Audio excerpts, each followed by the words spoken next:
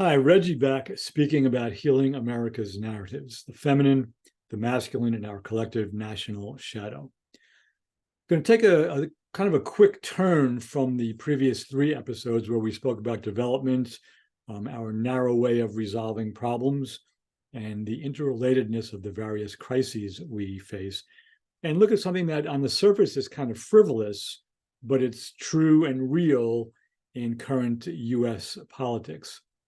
So a week or so ago, Senate Majority Leader Chuck Schumer chose to relax the informally accepted dress code on the Senate floor, where men typically wore, if not suits, jacket, tie.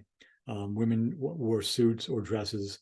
And he basically said you could come onto the Senate floor and wear what you wanted to wear. He said he himself would continue wearing a suit, but he relaxed the dress code. There was a big uproar about this. Everyone, virtually everybody in the Republican Party pushed back against it, and many, if not most, Democrats did as well. And they put a lot of energy into it and actually ended up voting on the floor of the Senate to reverse Schumer's move to relax the dress code. So all that is fine. But the Congress of the United States for years now has been, for the most part, dysfunctional. Right?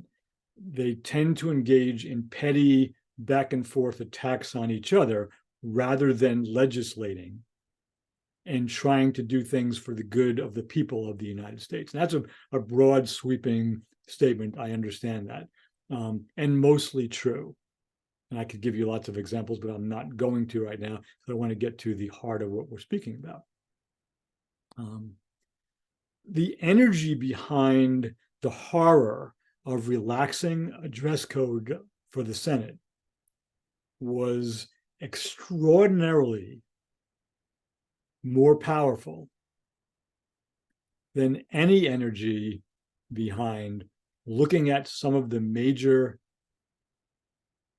travesties, embarrassments, betrayals perpetrated by people in the United States government over the years. A couple of examples. Bill Clinton was well-dressed when he did what he did in the Oval Office with Monica Lewinsky. He wasn't completely dressed, perhaps, but he was wearing his suit and tie.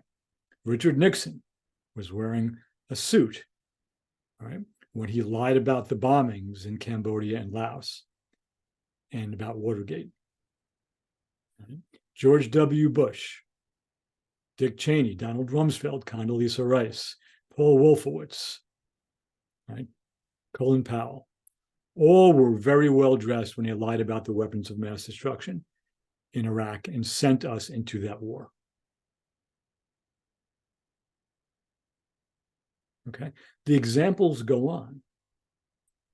It's so easy to say, oh, the dress code is important, yet virtually everyone, I mean, look at Donald Trump. He's worn a suit every day of his adult life. Okay, so look at the energy and the attention of the people we've chosen to lead us and what seems to be important to them. Look at how they spend their days and look at the thing that unified both sides, the dress code. Make sure it looks good, regardless of whether or not it is good. Right? I don't really care what people wear on the floor of the Senate or the floor of the House. I care that they do their work in a way that's trustworthy, in a way that has integrity, in a way that has the best interests of everyone in this country in mind. And that's not the case. Right? So bring in the cutoffs, the tank tops, and the t-shirts if that's what it takes, because obviously wearing suits, ties, and dresses isn't getting it done. So again, a little bit frivolous, but it makes the point.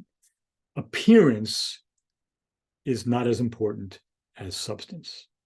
I'm not saying it has no importance, but what would you rather have? Somebody you can trust or somebody who's well-dressed? All right? Thanks for listening. I'll see you the next time.